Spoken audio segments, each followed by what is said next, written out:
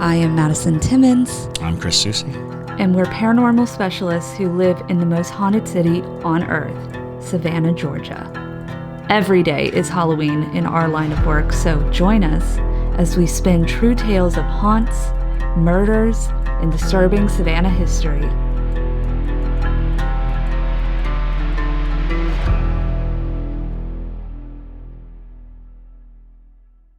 I'm Madison. I'm Chris. And welcome to the most haunted city on earth. Hey, y'all. We need your votes. Before we get into today's episode, our podcast has made it into the finals for Connect Savannah's Best of 2023. We were nominated as Best Local Podcast. I was nominated for Best Local Theater Director under the name John Taylor Timmons, and our theater where we filmed the podcast, the Savannah Underground, was nominated for Best Local Theater Production. It is an honor to be nominated, and it would help a lot if y'all went online and voted. You can vote daily. Yes, you can vote every single day. Go to connectsavannah.com to vote. The podcast is listed under the media category, and everything else is under arts and city life. Let's be the first paranormal podcast to win this category. I'll post a link in the description and on Facebook. You know, the fly guy, the one that has Striggers. Yes. JT was like, no, there's no way he actually had that. know, I was like, it really was. It was a thing. More than that, the vial of poison that he carried was because he worked for DuPont. And DuPont did all their experimentation out at Oakland Island. And I told you. That was their, like, they used to irradiate things. They had a chamber where they'd hit it with, like, radiation, like nuclear radiation, like byproduct and stuff. One of the most fascinating things that came out of it was they created flea collars. That's how flea collars came to be. Was they were using poisons because these insects were infected and radiated and dangerous, and if you got bit by them, you could get very ill. So they were coming up with all kinds of insecticides to contain them, and it was their work mats, and they would literally cut strips of the work mats and tie them to their wrists. Oh wow! So that to keep bugs away. Yeah. But it turned out that it was very caustic to the skin, so they marketed for animals. So that's where we get flea collars from. Oh my God! All right, so we've basically started the podcast. I think I'll probably just start it there. But yes, you have not dropped into the middle of a podcast. No. Welcome. When we tell you guys that this is like our normal conversations that we had, this is literally that it's very true. Well, welcome to another episode of the most haunted city on earth. My name is Madison Timmons. I'm Chris Susi. And I'm JT Timmons. Almost totally forgot. He's like, what is my name again? No, it's more like, we've been talking. Why are we introducing ourselves in the middle of the conversation? Yes. That's well, so funny. If you were wondering what we were referring to, JT and I last night were watching Midnight in the Garden of Good and Evil because, fun fact, JT is a bad Savannian and has not read... Or a good Savannian, because there is a whole contingent of Savannians who are like, I will not read that. Yeah. Trying to capitalize on our quirkiness. Boo. New York writer. Quirky. Boo on that. It's a fun book and it's a fun movie. Mm-hmm. It is. And what started this whole thing is I asked Chris if he knew Lady Chablis because she's like the coolest character. She is. And she was wonderful and amazing. And he does. She held up Club One for ages. Even when she moved away, she would come back and do these shows. I remember seeing the poster. Yep. I think it's still up. It's still up there. Yeah, I think it's still up there. And she, was truly a landmark character of Savannah. So what was she? What was she like? She was amazing. Absolutely amazing. She was very warm and kind-hearted. On stage, she was ruthless. I love it. We saw that in the movie. She's the Grand Empress. The movie toned it down. Empress. She was amazing, and if you were in the audience, you're lucky enough to be in the audience. Man. She was so I would have loved and to be so fast. And we even I worked for a puppet company for years, and we had a puppet called Formica Dinette, which was not a direct model after, but a lot of the behaviors, a lot of the things, because it was such a popular thing to be razzed and to be, approached by this over-the-top, wonderful character. So I worked with Lady Chablis on a number of occasions because Savannah is a small town. people might not know this listening if you're not from Savannah. Everybody knows everybody at some point. It's true. As it goes along, you're relatively new to Savannah, but you've already been in circles and seen how people are interconnected. I mean, my brother is literally one of the most popular people in Savannah. Oh, absolutely. Yeah. Everyone knows he can't go anywhere. He took the reins of a much needed, position as far as like the Black entrepreneurs and that kind of thing, which, the leader of that. We need so many people to be stepping up to be the focal point. Sure. Because we have Savannah's full of people who are startups and who are, this is a big plug for Savannah out there. You can try anything you want here. You can really work at any capacity on any project of your dreams, and there will be support and there will be a way to do it. And if you fail, you won't be destroyed. And if you succeed, the whole city will come back under you and really, really support you. So, yeah. Yeah. It's true. I mean, we're doing it right now. Yeah. It's hard. It's hard. No, I'm not saying that's not work. It's like we've been working at it for almost. I mean, Red Eye's 10 years old, but we've been working at it for almost 5 years now and then two-year anniversary today for the Savannah Underground. Yeah, that's amazing. That's crazy. Yeah, we were able to just do an immersive horror theater. At a wedding venue. That's where it started. And then we got this Shout place. out to the Clyde. Right, there you go. It's great. So anyway, all right. They came for ghost stories. Yeah. So Sorry. Yeah. This is a ghost podcast. We got two ghost stories for you today. Is this Ghostmail? This is Ghostmail. It's Ghostmail. Awesome. Yep. It's Ghostmail. Send in your Ghostmail. We need more. Send in your Ghostmail. We will read it. We don't read them beforehand. I know I say that every Ghostmail. A lot of, honestly, Pair Junkies will be like, I want to hear about this. And we're like, okay. And we'll talk about it. Yeah. I think we need to dedicate an entire show to doppelgangers. Because it seems I was thinking the same thing. I even looked at just our TikToks, and any TikTok that seems to mention doppelgangers seems to be a spike. So the interest in doppelgangers seems to be.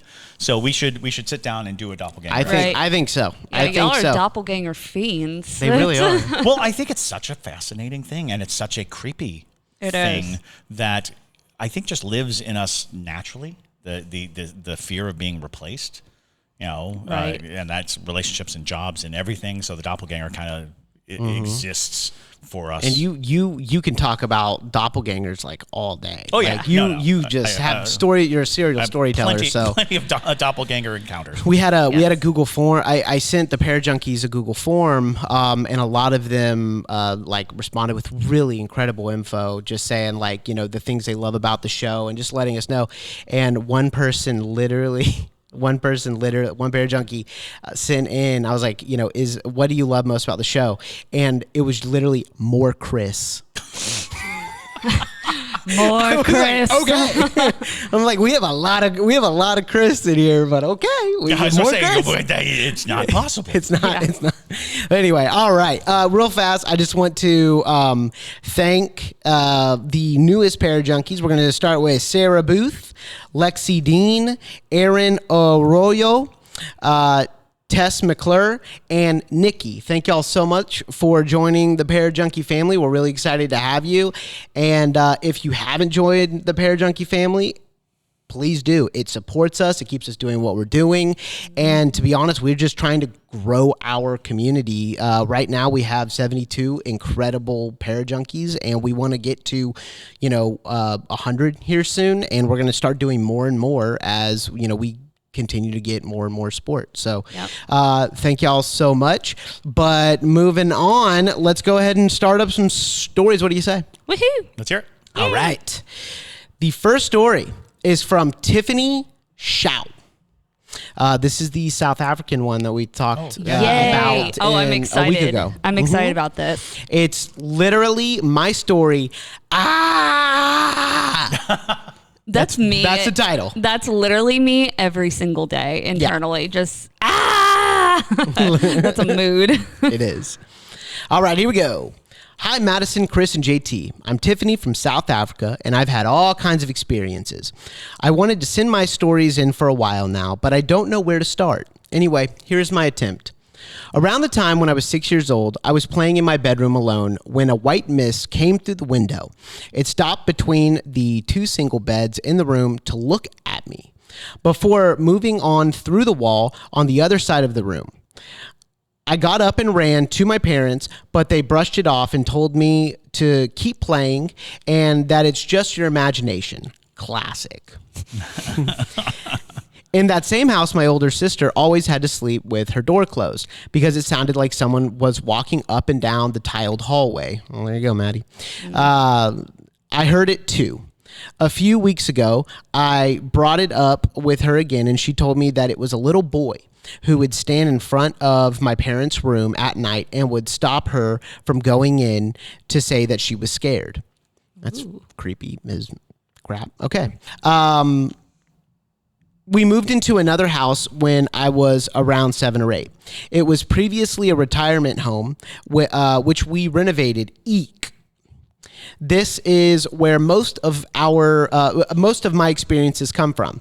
I lived there from the age of 7 until I turned 21. Here are some of the stories I remember. The first time I experienced something in my new house was when I was in my childhood bedroom. My parents had their room light on and my door was open halfway. I couldn't sleep, so I ended up staring at the lit opening of the doorway. It was then that an orange creature peeped into my room with its hands on the side of the door. All right. It was glowing orange and looked like it had an old diving uniform on. Those, wow. Those ones that are made up of metal. Oh, okay. Oh, like yeah. Oh. Like the deep sea diver. Yeah. Bioshock. Big Daddy. Did he have a big drill? Daddy. Like. Yeah, I don't know. This is wild. It was either a diving mask or some kind of plague doctor mask. I'm not sure, but I have never seen anything like this before or after. It just peeked its head out and left. Nothing really happened for a while I was a teenager and moved into my older sister's bedroom when she got married. This room was always icy cold and had a cupboard in the corner with a bathroom behind it. Everything about that corner made me feel weird. It always felt like something was either in front of the cupboard door or behind it. The extractor fan was also right above the shower, and you could see the attic right through it. Sometimes, when I was showering, I felt a strong presence that someone was watching me through the gaps of the extractor fan. Yikes. When my niece was born, we would sit in that room together and play. There was one instance when she kept turning her head to look at the corner. My mom asked me why she was always looking there, and I said that I always felt like something was standing there. My mom jokingly asked my niece, who was 2 at the time, "Spooky, spooky, where's the spooky?" My niece then turned around and pointed to the empty corner. I think things started to get worse as the years went by. There was a lot of tension between my parents and I was really depressed and dealing with a lot. I was probably around 19 or 20 when this happened. I was doing the dishes when I felt something tugging on my t-shirt. As I turned around, I saw a small black figure dart into the room with the dodgy corner. I never said anything to anyone. The next week, my sister called me from the kitchen. She said she was cooking and felt something tug on her shirt. She told me it ran into the room. She reenacted the scene and it matched mine. Lots of things have happened since then, like seeing the bottom of half a person walking, stopping, and then running into nothing. A big bang on the door while watching Paranormal Activity, and feeling like my soul was going to get pulled out of my chest, and opening a closed door of an empty hostel room, but also cute ghost cats saying goodbye. That's cute. Yeah. Okay. At least there's one nice thing. Yeah, I know, right? Since I started listening to paranormal podcasts, it really put my mind at ease. Things start to make sense, and I now realize how ghosts are actually so limited, LOL. I haven't seen much, and I don't want to either. Although I kind of miss it, I think the stories of others are good enough for me.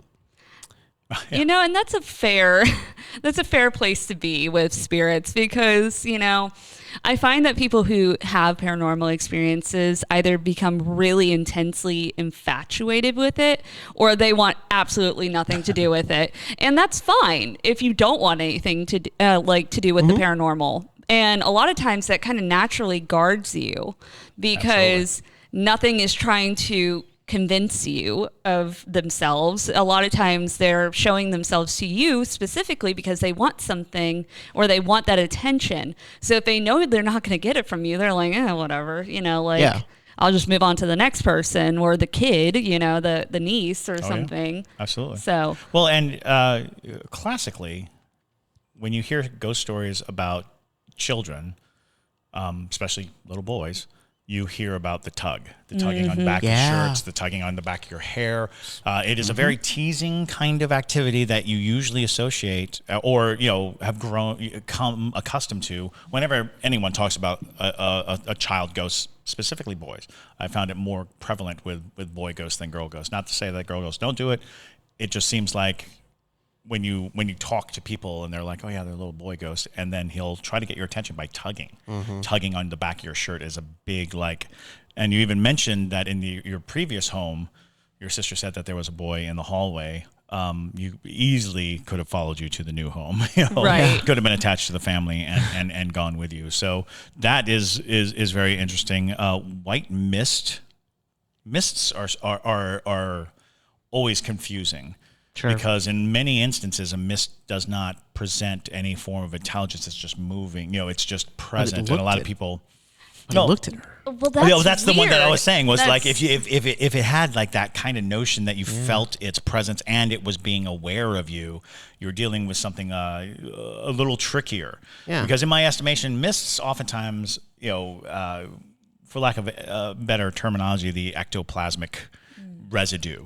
It's a residue of a spirit. It's still there. It's still charged. It generally usually doesn't have a pattern or anything. It'll maybe move in the same way every time you see it. It'll come out of this area and go into that area because it's the last remnant of its intelligence. But if you're dealing with a mist-like figure that looks at you or looms at you, then you're dealing with either a type of cryptid or a type of of non-human entity that is in that form.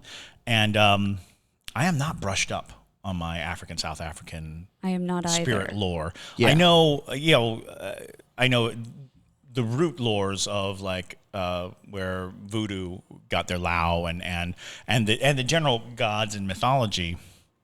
But I am woefully ignorant of any of the African common ghosts or common creatures. So if you're out there and you have access to South African lore or African lore, yes. Please, come in because it's not something that I had a lot. I guess the Gullah and Geechee give us a good indication. Sure. But that's 200 years ago.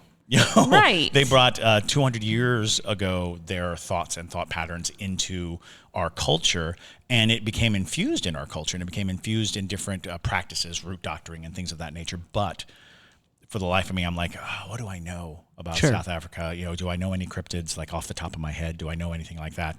And the truth is, I realize I don't.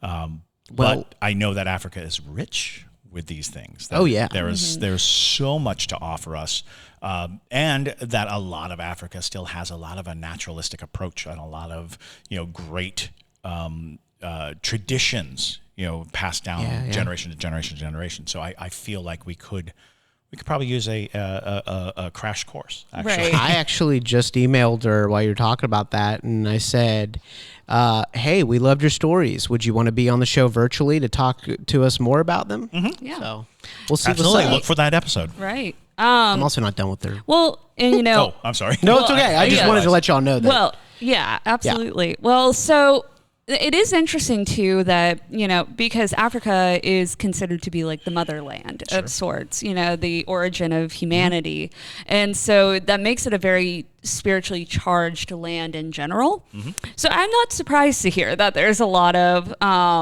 spiritual entities and things roaming around. On the topic of the myths, though, I do have an interesting photo that I wanted to show y'all. I know JT's seen it. I don't know if I've shown this one to you, Chris. But from a tour, there's at the Andrew Lowe house, basically on Halloween one year, there was this mist outside of the main window at like the second landing of the house. There's this really dense white mist that started forming into a figure. And we have a photo actually of what it formed into. And I kid you not, y'all, I know TikTok's gonna come for me for this one, but I promise you it was not photoshopped. I was present when the photo was taken, and that person was not able to Photoshop within 30 seconds. But regardless, that is the photo of what the mist. Oh yeah, no, that's not good. It looks like it's straight out of Spirit Halloween. That's the only way I can describe it. It absolutely does. And, fascinatingly enough, and we talk about this a lot, is a lot of times when you're dealing with mist, you're dealing with the degradation of a spirit. It goes from a full apparition of recognition to a shadowy apparition where you can't really tell who it is or what it is. You just have general features, and then it just keeps going. And then by the time it gets to a mist, it has lost its form. But it is possible that if a mist is in front of a group of people and the group of people are trying desperately to identify it, it can use that energy, the energy of trying to be identified, to form. And if it's a bunch of scared people, it can form into a scary thing. And that's one of those things. It's like you have to remain calm in a lot of these situations because spirits are very much trying to connect with you. And if they see you're in distress, they oftentimes think that the best thing to do for somebody in distress is to be something distressing. I'm going to be a distressing thing to match your emotional output. Yeah. Which is why, and I think in this letter there was even a mention of having emotional distress, and that oftentimes leads to spirits taking advantage, coming and saying, "Oh, I'm getting this vibe from this person. I will match the vibe. You're emotional. You're sad. You're grieving. They will try to be a puzzle piece in the psychic realm, a puzzle piece of energy. Your energy is saying, "I am scared." Its energy says, "Well, then I will be scary." Yeah, because that will be we will be connected then. It'll give you what it wants. And so it's something to keep in mind that the sensation of I don't want to see anything and the reality of not being seen becomes a very interesting thing, because that is in part how some people avoid their whole lives ever having anything paranormal happen to them. Right. Is they spend their lives saying, "I don't want to see anything. I don't want to see anything. I don't want to see anything." And anything paranormal is like, "Oh, well, then I will be nothing." Yeah, then, I am nothing. I am a mist. As nothing. And so there is a lot to take into consideration when you're going into these stories. You hear all these elements, and you're like, "Oh, you encountered a mist. Oh, you encountered this. You tug on your back of things."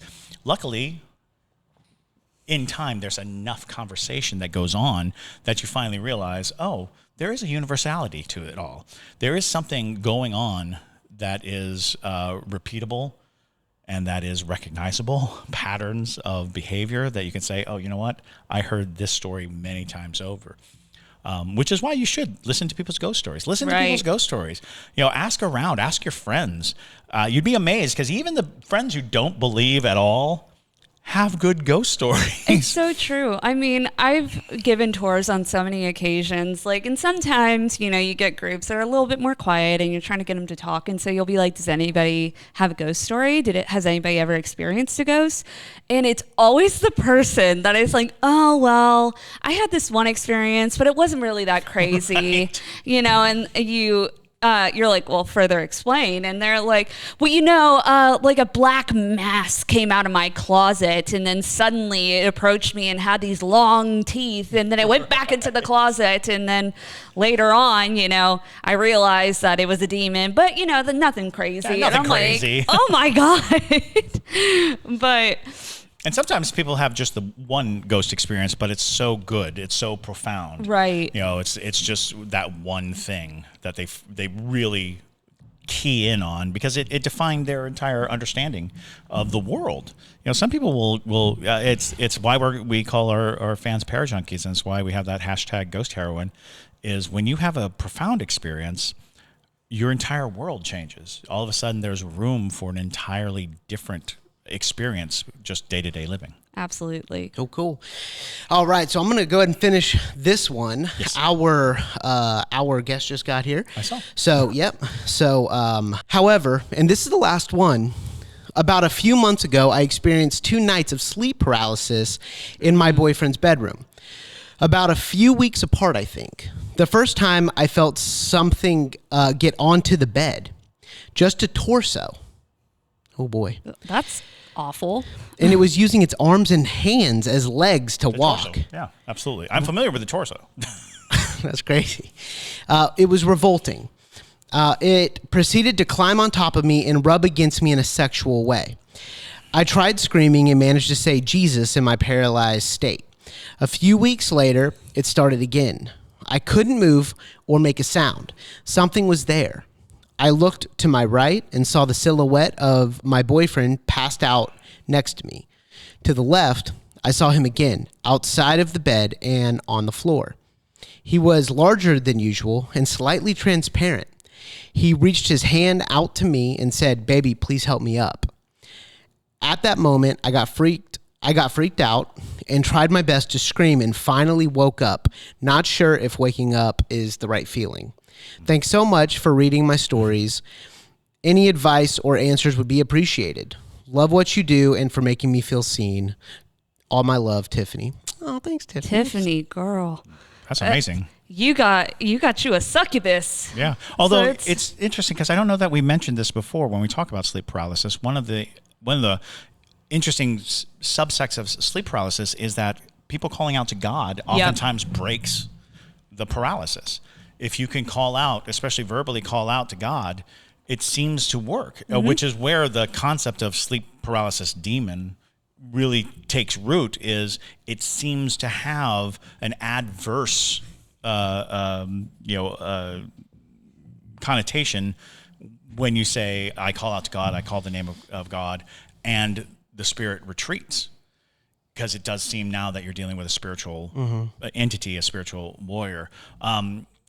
The half-formed is a type of demon that is desperately trying to appear human, look human. Plaid Eye is one of them. Cannot completely manifest. So the torso, the walking on the hand torso, has been noted in time and time again, a demon attempting humanity, but because its understanding of how a human physical being is, they can't completely, or they don't have enough energy, or they don't have enough strength. So that's fascinating. The fact that it was sexual in nature, of course, goes towards a succubus, or certainly primal thing. Because one of the things, again, people are always like, well, what are they trying to accomplish? The succubi, the incubi, what are they trying to accomplish by rubbing up on you?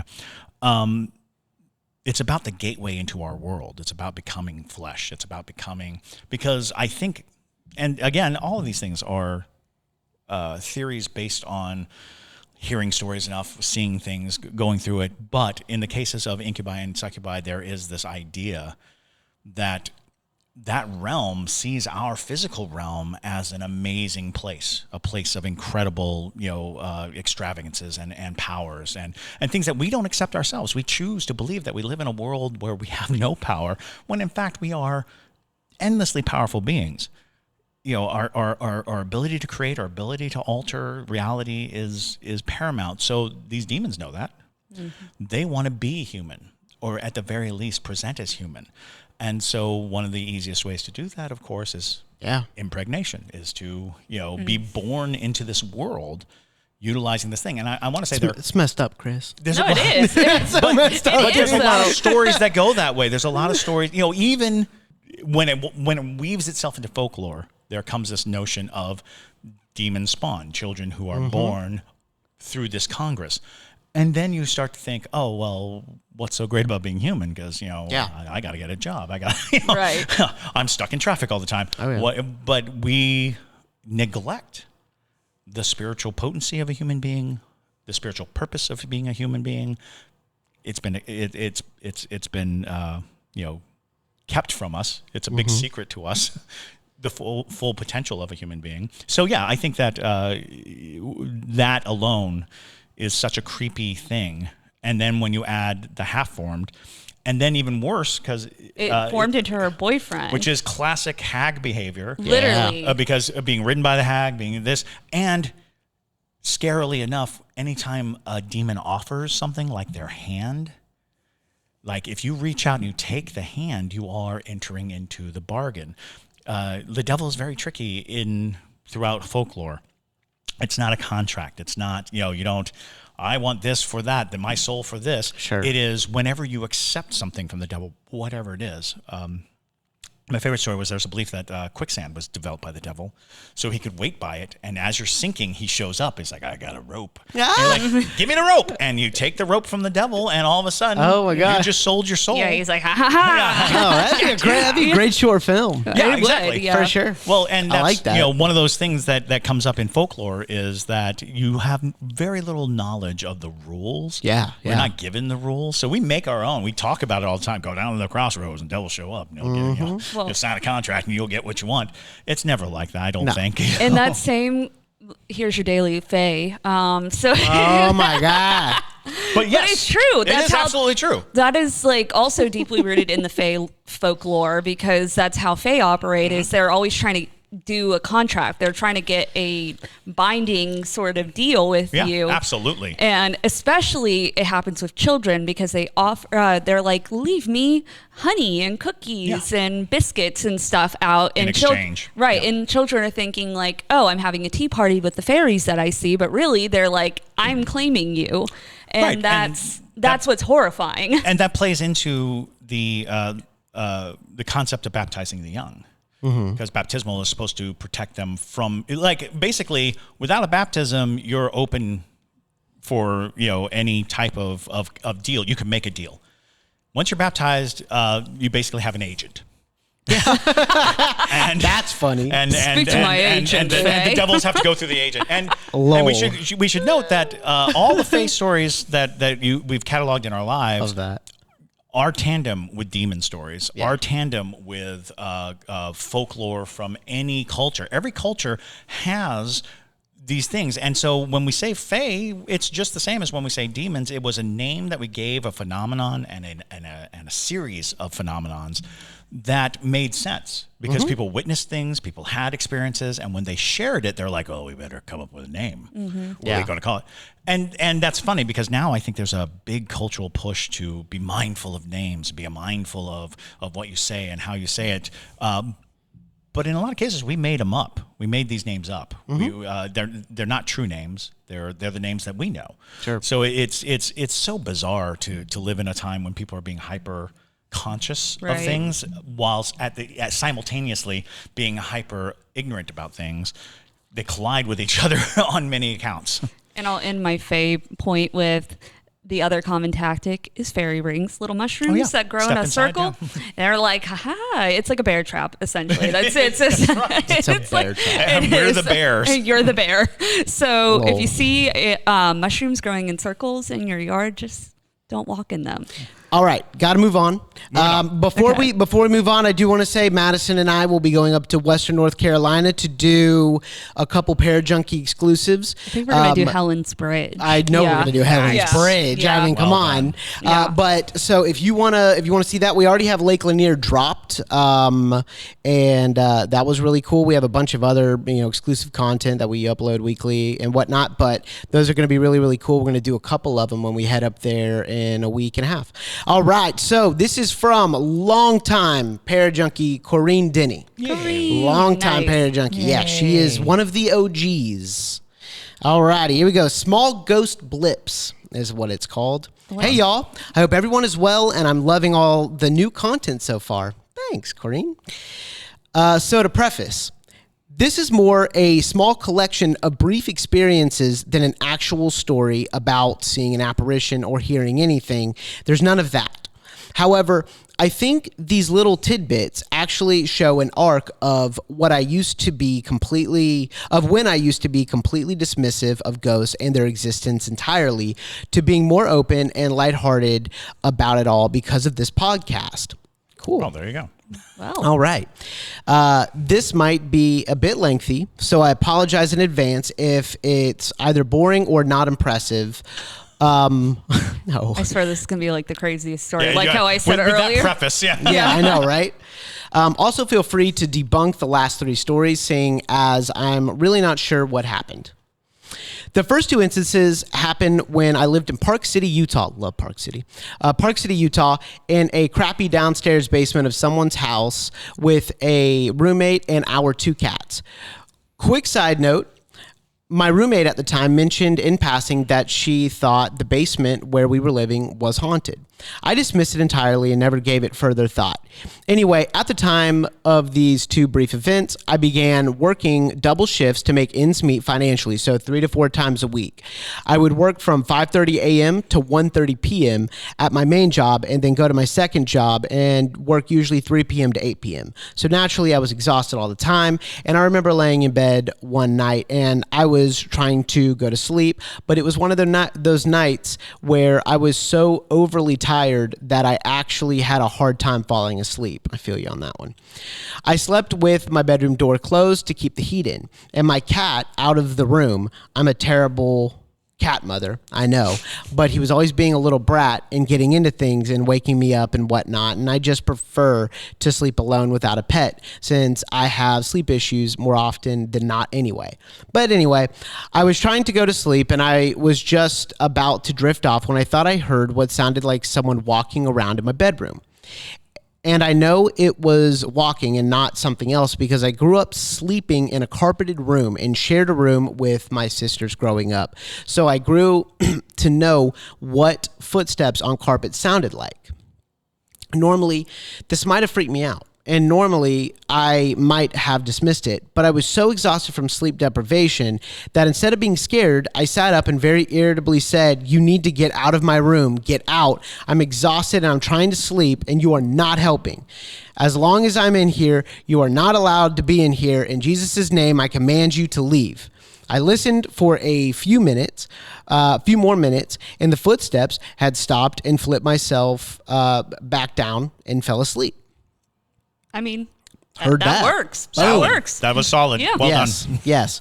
A little later in the future, same apartment, I briefly remember waking up another night or really early in the morning and feeling one on top of my blankets being pulled off of me. Feeling one of my top blankets being pulled off of me. Sorry about that. I could have also been half asleep and potentially having a hallucination of sorts, but that one did spook me. We moved out shortly after, not because of the ghost, but because that apartment and landlord was a POS. I hope that was censored enough for Jameson. It was. I made sure of it. That was thoughtful. Yes, it was.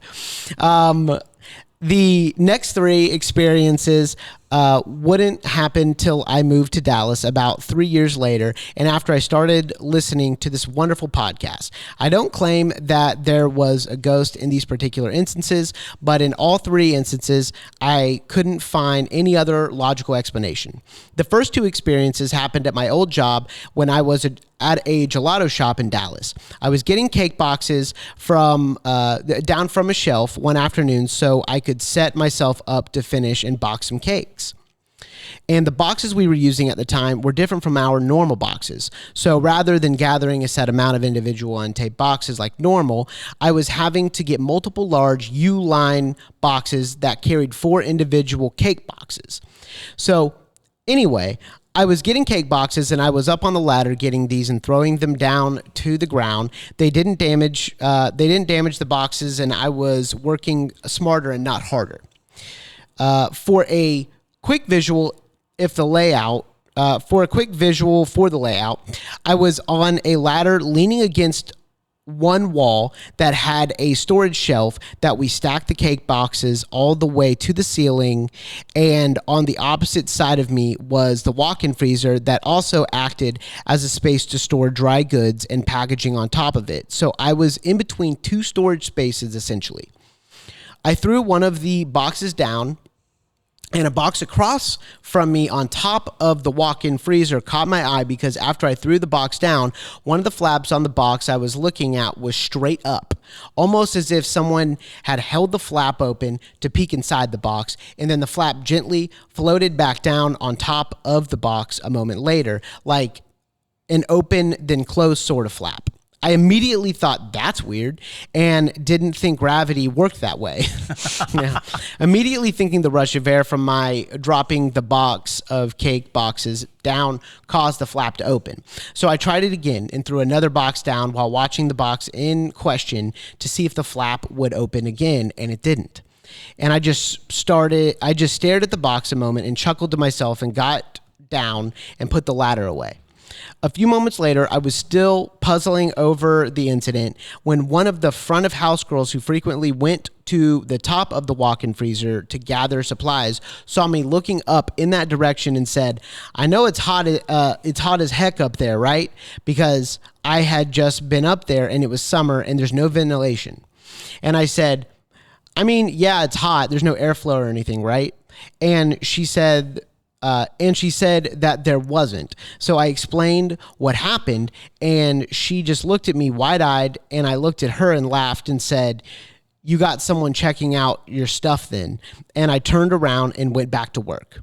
Weeks later, at the same job, everyone else that worked in the back, like me, had gone home, including the owner, and so I was alone and working on some more cakes, and I had some music going, and it was slow up front, so the girls weren't coming and going or anything. It was just me in my working space. I was finishing up some cakes when all of a sudden, I saw on a shelf to my right above me, one piece of parchment paper fly off the shelf and make a perfect arc off of the shelf and directly into the trash can underneath the shelf. So it flew out and in a perfect arc, and it was just one piece. Now, I already knew that there was some loose parchment paper on top of the box, and I knew the air vent was very close to where all this was located, so I automatically assumed it was the air. I went over to investigate and realized the air conditioning wasn't on because I didn't hear it running, and I ran my hand directly under the vent. And also, near the parchment paper, near where the parchment paper was, and felt no airflow. So I backed away slowly and decided to acknowledge the presence, if there was one, and kindly ask it not to scare me or anything like that, but did say to have it with my boss, the owner. We did not get along. Sick the ghosts on the Yes. boss. A lot of authority figures who are being taken down here. I know, right? And I went on my merry way. The last event actually happened last week, and it freaked me and my best friend out, and neither of us came up with a solution as to what happened that afternoon. We were back at her house working on some cake orders, and she realized she couldn't find her phone. We were in a rush because we had back-to-back meetings to attend for her new business, and so I volunteered to help her find her phone while she kept icing cakes. We had gone on a quick errand to buy butter for buttercream, and I knew I'd seen her phone on the kitchen counter since coming back from the store.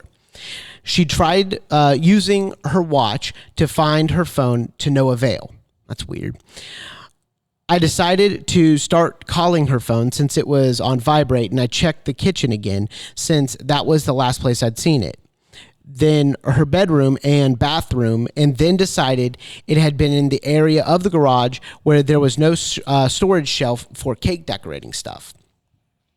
I assumed that that's where it would be because we had an incident moments prior where the shelf had tipped and the said products had ended up on the floor. I just assumed she'd taken her phone with her out to the garage to compare airbrush colors to a picture for a cake order, and the incident happened and it was on the floor, or she'd put it on some random shelf in the midst of the chaos of all the products falling off the shelf. I heard nothing. The garage was silent. And then I decided maybe she threw it in the front seat of her car when she was grabbing something she forgot before the storage shelf incident. So I go to her car and I hear it buzzing, and I start looking in the seats in the console, and I realize it's coming from the back seat. And I found it wedged tightly in her purse that was strapped to the back seat of the passenger side headrest. I know what y'all are thinking. That's super commonplace for a woman's phone to be. However, my friend hasn't removed her purse from that spot or even used it in the 9 months I've lived here in Texas. The last time I saw her use that purse was when she bought it on an impromptu visit to see me in Utah the year prior. So that immediately weirded me out. I grabbed it, walked inside, and said, and my best friend didn't look up from where she was working and assumed I hadn't found it and said, I know, isn't that so weird? I had no idea where I even put it, like I just had it. And I said, no, I found it. And you're never going to guess where I found it. And she looked up and I told her I found it in her purse, and her eyes popped wide open and her mouth dropped. I said, I know you're particularly tired today, but is there any chance for whatever reason you just blanked and went back out to your car and put your phone away in your purse? And she vehemently denied it and said she didn't even go back to her car after we got back from the trip to the store. So I stared at her and laughed and said, you got a ghost, and the ghost is trying to demonstrate how to take care of your phone. She constantly loses her phone and constantly gets all kinds of food matter on it. So anyway, those are my little stories. I hope I didn't bore anyone to death. Thanks for taking the time to read it. I love y'all so much and look forward to meeting y'all in the near future. Kareen. Thanks, Nice. Kareen. Thank Awesome. you. Fantastic. Yeah, thank you for sending those in, because I think those are good examples of passive entities. Because, something we like to talk about is that, some spirits are not always going to be doing like big grandiose gestures of trying to get your attention or things like that. Sometimes you just happen to catch them in the middle of things. Like the cake box thing, it just makes me think of JT's mom specifically. She's not dead. But like, I just imagine one day if she was ever a spirit, that's what she would do. Because if anybody knows Hillary, she loves sweets. Oh, sure. And it's almost like the ghost is like looking at like, do I want a piece of that cake? Like, I might take a little slice of that. And JT probably would attest to it, that his mom would totally be the type of ghost to be haunting a gelato shop. So I think, isn't that right, Jay? Absolutely. I think almost first and foremost, there's an interesting discussion, which is I always use the radio as an analogy for how we perceive reality. We're all on a very specific channel. So like we're all on, 97.5, the reality channel. So we're all on the reality channel. But what's around us, you kind of have to fiddle with the dials a little. If you want to experience more, if you want to see more, if you're open to that experience, sometimes you're touching the dial. And from your own words, you started to open up about this idea. You became receptive to the idea that these things might be true, that there might be forces at work that are, beyond our explanation, which means your hand's on the dial, which means that you're now, on 97.5. You're now open to things happening, making you more receptive, making it even more likely that paranormal activity can flourish around you. These things are, it's a slippery slope. Once you start on a path of acceptance, things can happen. Things, become more apparent to you at the very least. So you are dealing with, because a physical item moving, that's a major event in paranormal activity. When something in our physical world is manipulated or moved, the amount of energy, when you think of like what it takes for your hand to pick up a phone, the muscles, the bones, the structure, none of that. A ghost has none of that. It's using an energy that is, we don't know. That kinetic energy is very difficult to classify or even know, but to know that you can pick an item up and move it. I mean, try to do that without your hands. Try to do that with just your brain. You'll see how hard it is. So yeah, that's a pretty intense entity if it's picking up phones and putting them places. Right. I mean, that's a big, exertion of energy, but it's also probably because you're open to the idea that that could be the reason why it's doing things. Secondly, and I'm not sure if we've said this on the podcast before, the harder it is to live in a place, the more hearty the ghosts are, meaning like Utah is incredibly haunted. And part of that is because it's hard to live there. The weather is kind of rough. The terrain is very rough. You're not this great farming community necessarily. Utah has a lot of harsh conditions to it. So to survive and thrive there, you have to be a very hardy person. And when you die, that hardiness stays. I know that in the middle of Kansas, we ran into very forceful spirits, very forceful ghosts, because to live there to be alive there takes a lot of will and strength. And so those spirits, they remain willful and strong. So, I think I had that discussion about New England ghosts. Very pushy, very, very, because New England was kind of a harsh climate too. They had harsh winters, harsh stories, the classic, I want to say, so my family kind of hails, my father's side of the family hails from New England. So we've heard stories of people being just frozen to death, just, sitting on their porch, and people come along and there's a person sitting on their porch in Vermont and they're like, old Dan didn't go inside last night and now he's dead. Now he's a frozen. Dan sickle. Yeah, he's a Dan, right, Dan sickle. And so, that kind of story was something that, no, don't that's horrifying. But that's how hardy people were. They were hardy enough to take death on the chin, and they were hardy enough to live in a climate that would kill you if you were careless for a moment. So, I think that having experiences in Park City, Utah, does speak to the hardiness of ghosts, because it does not require you to be open or aware. They're just plugging along. They're just going along. But I think it's interesting that you prefaced the story with saying that you started listening to this and started opening your mind to it, and all of a sudden you have these stories. I'd be interested to hear, as time goes on, how many stories, because right now we're reinforcing it. We're telling you, yeah, all right, okay, which means that your hand's on that dial. You're gonna move up and down it. So kudos to you for opening up. Yes, absolutely. Yes, thank you, Corrine, for sending that in, because, like I said, it's good to send in your stories, and even if you think it's just something small, it could be interesting talking points or interesting conversation in general. So always share your ghost stories with people who are willing to listen to it. Yes. So, and we're a safe space. We're not going to, we spend zero time debunking. It is true.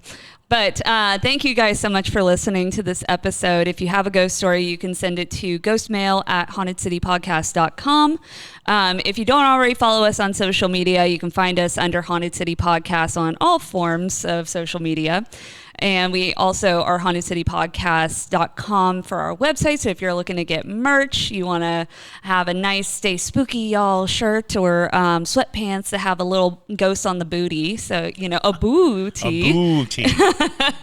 You can find that over on our website. But thank you guys again. I hope you enjoyed today's episode. And my name is Madison Timmons. I'm Chris Soucy. And stay spooky, y'all.